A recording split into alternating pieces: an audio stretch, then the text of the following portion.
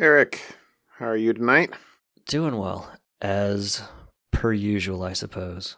There's been once or twice that you or I have said something other than, "Oh, it's okay. We're doing all right." Yeah. But in general, okay. Everybody's healthy.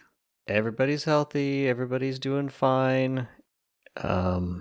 Just still at home. Staying at home. I was talking to a friend of mine earlier today who I don't have this, but he said that he's got some like monthly email, where Google Maps will tell you where you've been. And, back before in the pre-COVID times, it would be, you visited 6 countries, you were in these different places, you were, here's where you spent your time. And he said for September, it told him he was away from his house for 6 hours for the entire month of September. I resemble that comment, I feel. Yeah. So. Yeah. But that being said, Oregon's numbers are going up, but they're still pretty doggone low on a per capita basis compared relative to the neighbors. Yeah. Yeah. So, but still, wear your doggone masks, peoples. Yeah. And stay home. Hi. Yeah. Well, on that note.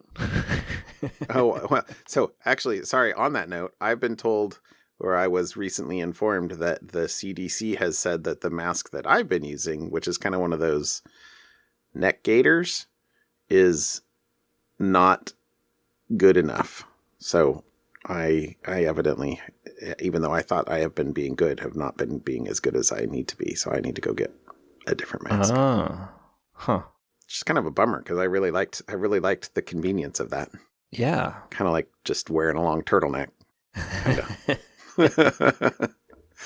but evidently not good enough. So it is what it is.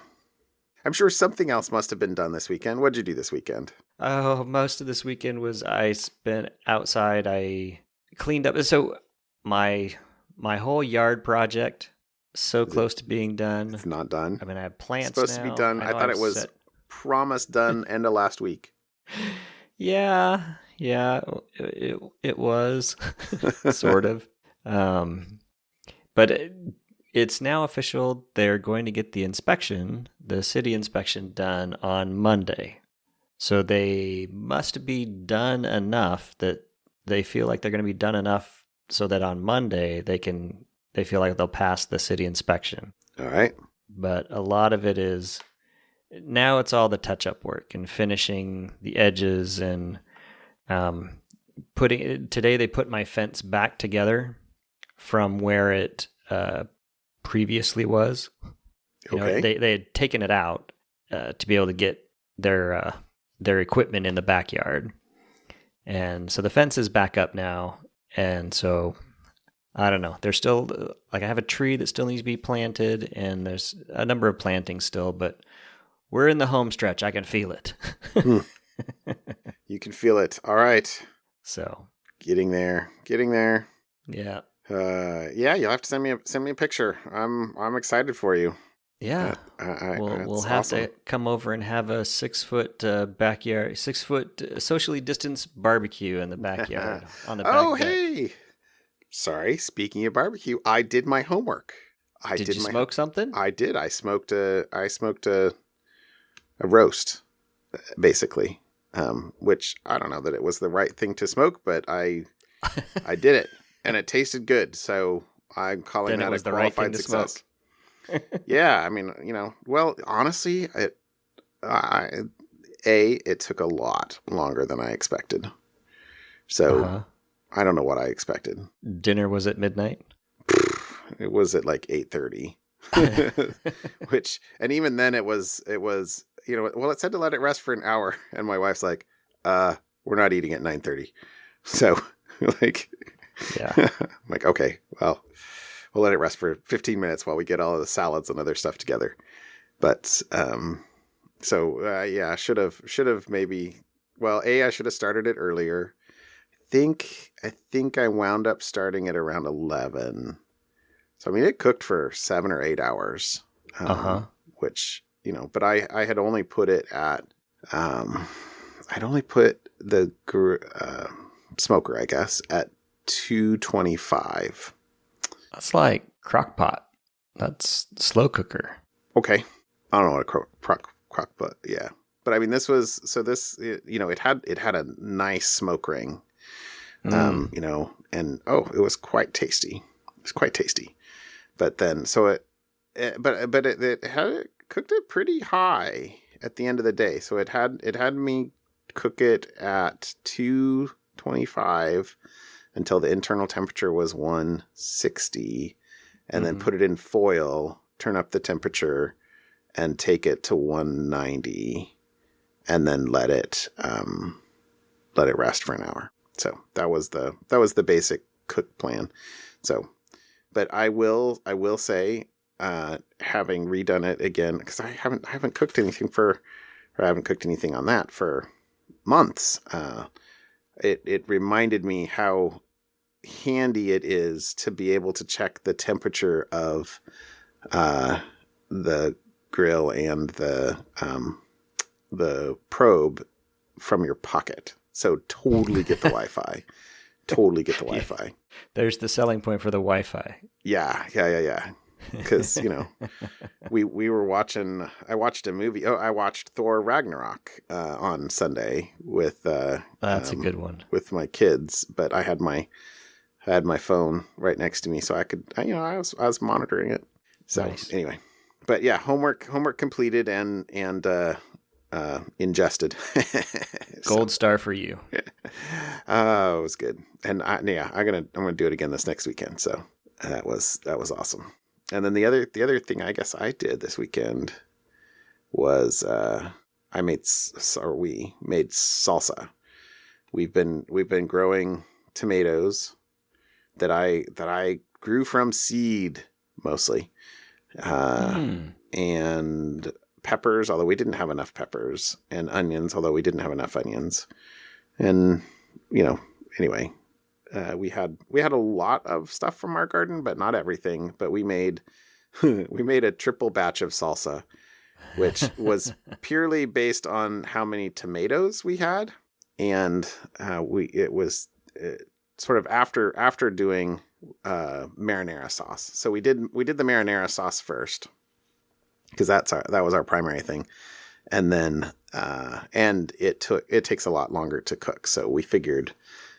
We'd get that in and let it be cooking down while we worked on sort of all the salsa prep.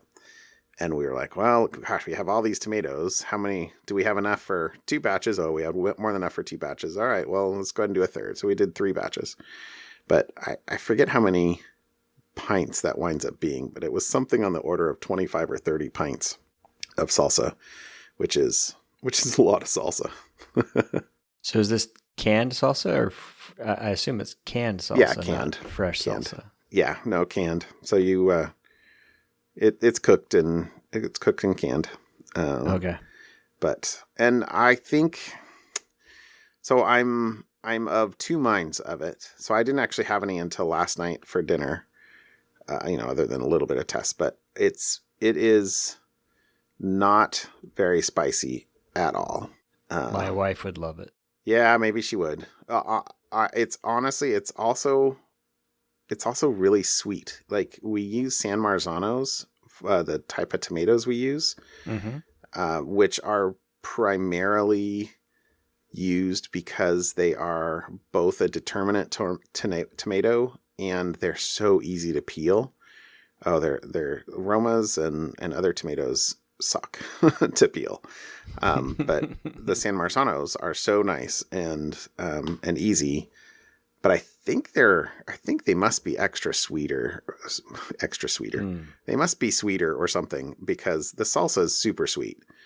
And then I also wonder, there literally was 2.5 cups of shredded jalapeno in there, and 7.5 cups of green bell pepper, and I forget what. Well, we did sort of green bells and also the poblanos. I had a bunch of poblanos from the garden, so we used those. plus, and then made it up with the green bell peppers from the store. But so I expected at least some heat, but there's none. But it is tasty, so it still tastes good. So I mean, I will not have a hard time eating it. But I wish that I wish it had some more heat. I guess I can always put a few drops of something in to give it a little something. But sure, I'll give you a jar sometime if ever I get to see you again, and you can see if that's the kind of stuff that your wife likes or not. Mm-hmm. But I know you'll be you'll taste it and be like, that's kind of like not spicy at all, which it is not. But as long as it doesn't taste like ketchup, I'm good with salsa. Yeah. Well, the funny thing on that is when we're tasting the marinara, it was getting to the done stage and just kind of the last spices or something else we had to throw in it, and my wife was like, I think it's pretty done. Maybe a little more salt, but pretty done. And I'm tasting it. I'm like, it's kind of bland. Like, where's the flavor? Like, what's going on? And she's like, there's no meat in it yet. I was like, okay, there you go. I'm such a carnivore. I'm sorry if there's any vegetarian listeners out there. I was married to my wife was a vegetarian during the first 15 years of our marriage, or so. But anyway, so I appreciate the vegetarian lifestyle. It's not me. Yeah, it's okay. Anyway, all right, whatever. I feel bad, Eric. I feel like I totally started talking over you, and I forgot what else you had done this weekend. I think it was just you said you worked outside. I think that was mostly it. I can't think of anything else. All right. Well, I'm sorry. Do something else. You got me all excited when you talked about smoking, smoking out on the back deck. Anyway. No worries. I would jump into follow up. All right. So I have a quick follow up, which actually Dan mentioned on the Slack was, my something fun last week was, Venice blocked the floods. And what I wasn't aware of was that 24 hours after they had successfully blocked the floods, St. Mark's was flooded underwater again. So I went to see, brutal. Well, why was that? And apparently it's only currently because it's not actually finished and complete, and it's not turned over to the city yet. So it was the test only will be put into effect if the tide surpasses 51 inches. And 24 hours after that successful test, the waters rose to only 41 inches, which did not meet the criteria for raising the barriers, but it was still high enough that it flooded St. Mark's. So still a work in progress, but that's all right. They're getting close. They're taunting the poor residents. All right, we could stop you from flooding. Yeah. Oh, huh. Anyways, I just threw that in follow up real quick. All right. Well, it'll be interesting. I've never been to Venice. It would be fun to go there at some point. I threw one thing in follow up as well, which was about the FinFisher, because I had I think it was last week. I didn't look last week or the week before. My article was about a deconstruction of this commercial spyware, but I hadn't realized that there's an investigation that's been going on since the summer of 2019 that is basically accuses FinFisher of selling its products where it's not allowed to. So the quotes in here, here's one. FinFisher markets its tools as meant for law enforcement, investigation, and intelligence agencies. However, the company's tools have also been found on devices of government critics and journalists in countries like Ethiopia, Bahrain, Egypt, and Turkey, countries where surveillance tools exports are prohibited. So, and then the other one is German news agency. I'm gonna butcher this. Tagesschau. You're not going to try. I ain't going to help you out there. Sorry. You're not going to try. You're like, you're on your own. Anyway, this German news agency, which first reported the raids today, claims FinFisher had been using satellite companies in other countries to evade Germany's stricter export restrictions on surveillance software. So the German officials raided the FinFisher offices this past week, collecting evidence. Got it. For the complaint. So will be interesting to see what happens. All right. Yep. How about a topic? What'd you bring tonight? So I brought two topics because one dovetails into the other, and the first one is kind of bridges the follow-up / topic area. Okay. This was one. It's a phishing scam. The most recent phishing scam. Well, I shouldn't say the most recent. Among the many recent phishing scams. They happen a lot. This one specifically was tied to teasing people about secrets of Trump's COVID diagnosis. I don't know if we talked about it, but the U.S. president was diagnosed with COVID, and I can't say much more without getting irritated. So I'll kind of move on from that piece of it. But it was, it's a great hook for a phishing campaign, right? Because a lot of people would be curious about the U.S. president, and is he getting better? Is he getting worse? This phishing campaign apparently was comprised of over 5,000 different communications distributed, and I'm reading from the article here, among roughly 1,000 organizations and spread among 72 different verticals, primarily based in the U.S. and Canada. And essentially how this phishing campaign worked is it linked you to a Google Doc page with instructions on how to download an Excel file.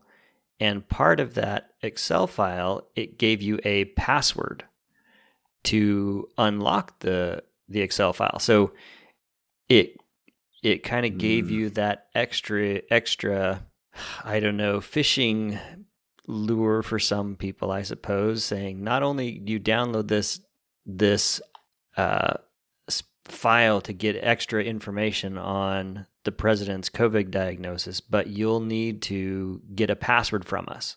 So you have to enter a password. They give you the password. So you have to actually go through the extra step of not only clicking the phishing link, downloading it, but typing in a password to open it up. So I'm sorry, I can't quite tell. Is that because it was a password protected zip that is kind of how they were bypassing malware scanning as well? I don't remember if it was just the Excel file itself was password protected or if it was a zip file. Well, I don't see it in the article, I guess. It's not obvious. But I can. So either way, right? Yeah, it's a password protected, but yeah, maybe that would be why I'd get around. It's pretty common to password protect a zip file to prevent them being opened. And so the interesting bits there was there is a belief that this malware is also linked to the actors behind the TrickBot banking Trojan, which is the segue into my second article, which the second article I have is about Microsoft using copyright law to disrupt the TrickBot botnet. I saw this. Yeah, so essentially what Microsoft did was they coordinated, and I'm reading from the article, the second article, it's a Krebs on security article. Microsoft executed a coordinated legal sneak attack in a bid to disrupt the malware as a service botnet TrickBot, a global menace that has infected millions of computers and is used to spread ransomware. So they went to court and claimed that the TrickBot servers, the internet servers that TrickBot was using, the command and control servers, were abusing the software giant's trademarks.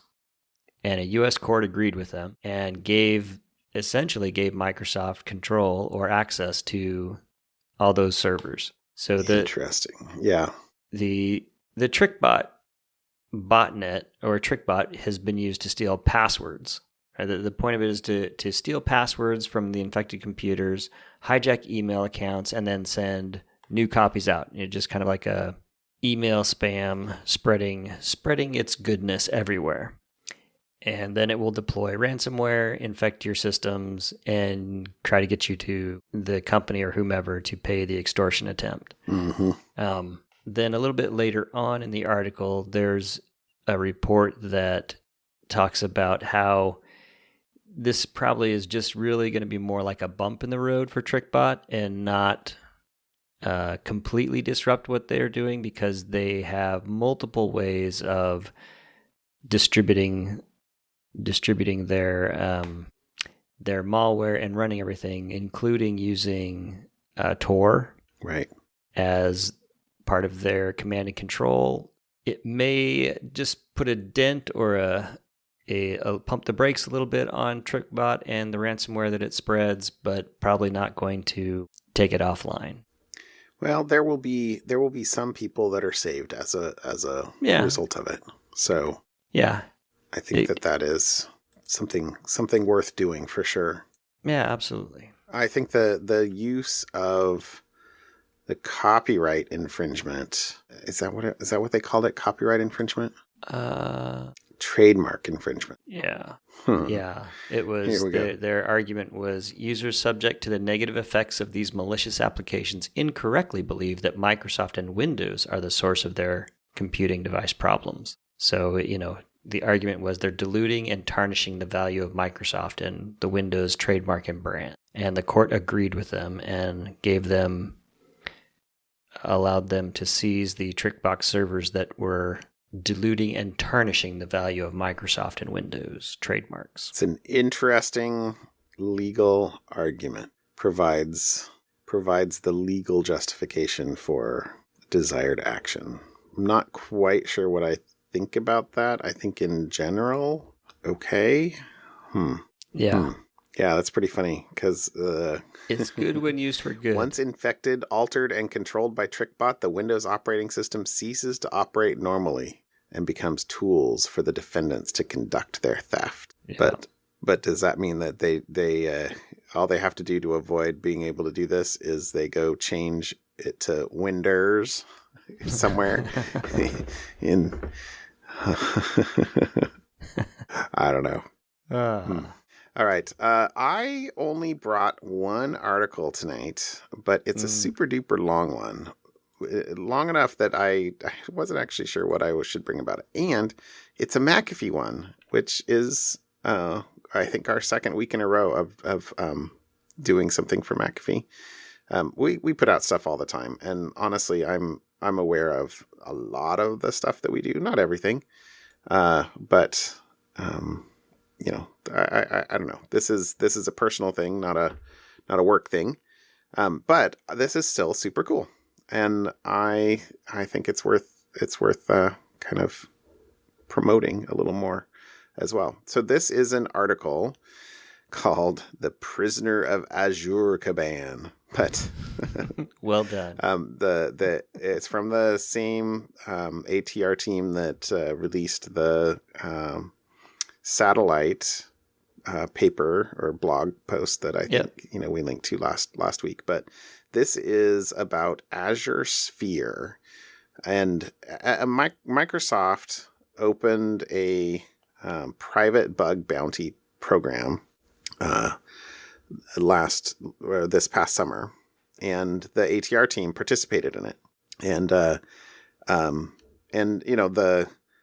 net of this is that they actually found a number of defects, which is interesting, and they're all detailed in this article. And it's a 40+ page white paper, but it's I won't say it's easy to read. It's pretty complicated and technical. So, but there's enough data in there or enough info in there that you can pretty much follow along with, what they were doing. And one of the things that I really appreciate in reading things like a long white paper like this, or where they're talking about how they've done something, is not to try and make it sound as if everything worked on the first try, right?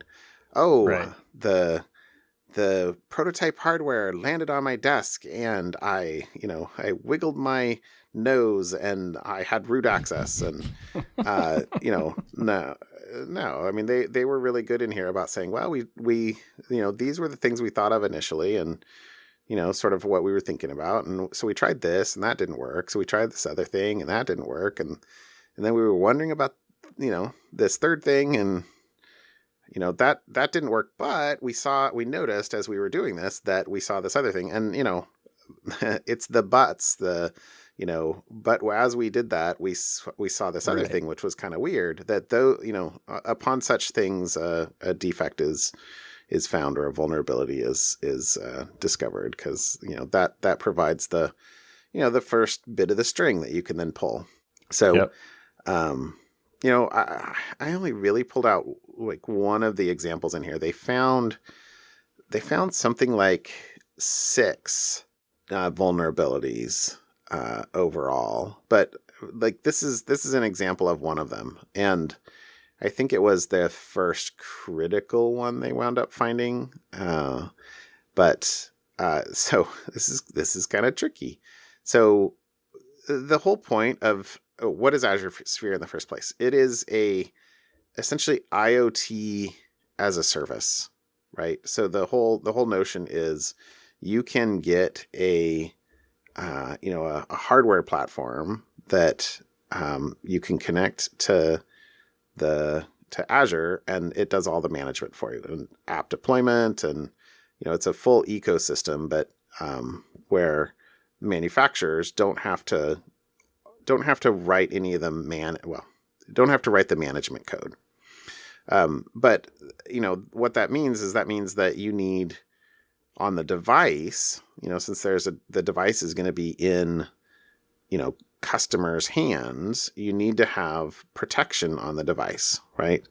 How to and since you're deploying apps to the device, how do you prevent the apps from being malicious and taking over, doing bad things and sandboxing from themselves and everything else, right? So I mean, it's the same problem that iOS or Apple has solved with iOS by sandboxing apps in their own OS, but this is using a Linux distribution with a what are they called, kernel modules, kind of like SE Linux, to basically say what can and can't be done and things like that. So and there's they've got Microsoft's got custom code that they've written to basically set up the whole platform infrastructure, which is why they're then running this private beta or bug bounty program, because these things are going to go into devices from multiple manufacturers. They want to get their management infrastructure solid. Right. Okay, so that's what Azure Sphere is, and so the ATR team's participating in the private beta program, and they're a bunch of smart reverse engineers and hackers in the best sense of the word. This is a fun project and fun thing to do. So one of the examples, what was this? So they've realized that you could put symbolic links into your application bundle. So part of your application bundle is essentially a file system that is your whole thing that you're going to lay down, and with your whatever your application's going to run. But they've realized you could put symbolic links in there, and they tried a couple of things around there. That's one of the places where the paper says how they tried and failed, this, that, and the other thing. But they realized that you could create a symbolic link to a device. So underneath in Linux, dev, you can have devices, and that's basically how you interact with drivers. And they experimented with what they could do, and they realized that they could link to a character device, and by looking at the code running in the character device in the kernel, they realized that there was a way they could send a command via this symbolic link that was, the link is in their application space, but the character device is, a system thing, that they could send a commands to a memory write. And so they figured out how to write to the file system. And once they could write to the file system, it's basically essentially like a sandbox escape. And there's a file that they were able to take control of that maps the unique IDs of the applications. And basically, if they can modify the file that maps, hey, your application is what ID, then they can basically make themselves whatever ID they want. And so that's how they got sort of their first critical escalation. But, that's kind of the example of, one of the things, and the other things that they detail in here are of similar interest and level of detail. There's tons of info in here, but the kind of to wrap this up a little bit for the podcast, though, the other cool thing for me, and I knew some of this discussion, I guess I should say, because there was some open question as to what to do. It's an open bug bounty program, but McAfee's not really in the business of, hey, let's go to all these other companies and figure out how to win their bounties, because we are a security company, we are security professionals. But so what happened? I mean, over the course of this, the 3 critical and 3 important vulnerabilities, there's different levels of awards for each one of them, but each of the critical vulnerabilities was worth $48,000. And then the importance, I think, I didn't actually write this down, but I think it was like a couple that were worth 11,000, and another one, the smallest one was like $3,000 or something like that. So, but at the end of the day, that's more than $160,000 worth of bug bounties, and they'll be donating it to charity. So I don't actually know what charities, but there's see the tweet saying which charities it was going to be. Oh, you did? Try to find it really quick. Yeah. I did not actually see that. I have not been on Twitter much this past week. I've been pretty busy. So. Yeah. Okay. So they donated $100,000 to the ACLU, St. Jude's Children's Research Hospital $50,000, and PDX Hackerspace. So that's Portland, local Portland, $20,000. Awesome. Okay. We'll link that in there. So anyway, I thought this was a cool article, cool situation. Nice to see those. That money going to charity, and I think, yeah, it's hard to imagine more worthy causes than the ACLU and St. Jude's. That's fantastic. Yeah, good stuff. Awesome. All right, hey, how about something fun? All right, so my something fun actually kind of spawned from a tweet. I think I saw a friend of ours from work, Christy, tweeted something about watching the Great British Baking Show, and you tweeted something about a show I had never heard of. What was it? Pottery? It was the Great Pottery Throwdown? Yeah, the Great Pottery Throw. I have never heard of the Great Pottery Throwdown. Something like that? Is it what I think it is? So I'm going to go with yes. It's Survivor in the pottery studio. So you have to make 10 weeks. They start with 10 people. They eliminate one person a week. So one person leaves the pottery studio every week. But it's very formulaic, but it works. Well, I like. So the ironic thing for me is I I watched an episode or two of that, and then I just went to YouTube because they weren't showing. They were more into the human drama, and I'm like, I don't want the human drama. I want to know how they're making these things. Anyway, sorry. So anyway, we had this the Twitter thread. So then I thought, I pretty much will watch anything that's narrated by David Attenborough, and that's what my something fun is this week. So David Attenborough has a new documentary on Netflix it's titled David Attenborough, A Life on Our Planet. And he recounts his life. I didn't realize he was into his 90s. He started out in the 50s traveling the world and, looking at life and wild places and discovering the wild and sharing it with, the British public. And between each of his segments, he kind of almost does it by decade.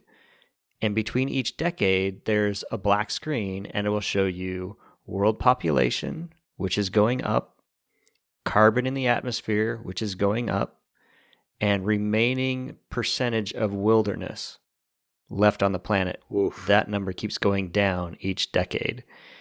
And it's, I suppose, I don't know what the right word is for it, but it was a reminder that the planet's resources are not infinite. Yeah. It was a well-done documentary, and I would highly suggest anybody watch it. I mean, it's David Attenborough. How do you not enjoy that voice anyways? Yeah. I didn't know he was in his 90s, but I mean, I remember things that he was voicing like when I was growing up. And yeah. So anyways, fabulous career. I'm sorry. Is it a series or just a single? It's a single documentary. So it's single documentary. Yeah, an hour long, and he kind of goes from the 50s, 60s, 70s, 80s, kind of hits a few key points of what changed people's minds in the various decades. Okay. Well, I have a list of stuff to watch. I am adding it to my list of stuff to watch right now. It is very well done. I enjoyed it very much. So that is my something fun this week. Go watch David Attenborough, A Life on Our Planet on Netflix. David Attenborough, A Life on Our Planet. Okay. There you go. It's ironic that I'm doing, but this is how I don't have to keep those things in my brain. Okay. I'm sorry. What were you talking about? That's a joke. Okay. Sorry. Okay. My fun, my something fun is, had you clicked on this before? I just clicked on it. Okay. So this is a style GAN2 neural network trained using street artist paintings to create GANksy, or GANs. So the Banksy, certain street artist is Banksy. Yes. I assume. Yes. Well, I'm sure that they can't actually say that. I don't know. It doesn't matter. So the whole point, though, is that there's a couple of fun things about this. So this is not the first part of, GAN generated art. Pretty cool. So GANs, by the way, generative adversarial networks, that's what is behind things like This Person Does Not Exist that generates faces. And yes, if you go to this person, okay. Yeah. If you go to This Artwork Does Not Exist, it's this is a similar thing, where they're generating a piece of quote unquote artwork on the fly, hypothetically. But whatever. There's also, it's now in the little, pop up in the bottom right hand corner of This Person Does Not Exist. You can do cats, horses, chemicals. Ooh, chemicals. I've never done chemicals. What does chemicals do? Hold on. This chemical does not exist. Oh, it's generating molecules. Okay, sorry. Anyway, okay, so back to GANksy. GANksy. Sorry. So the whole point is, so they use GAN to generate these pieces of art, and then they're selling 250. The 256 masterpieces are for sale, starting at £1, rising by £1 as each one is purchased. All proceeds will help us make more nonsense. Okay, but anyway, so at least they're honest. It's kind of funny. It's kind of awesome, and evidently they've sold 36 of these so far. Because the next one is for $37. But you can can I get a direct link to one of these? Oh yeah. Look at that. Oh, there's a whole It doesn't want I was trying to grab a permalink we could throw in the notes, but it's okay. But yeah, you can look at the notes, but somebody had to go and create a title for every single one of these, which is what's kind of funny to me, and the titles clearly relate. So somebody actually had to look at this. So I don't know.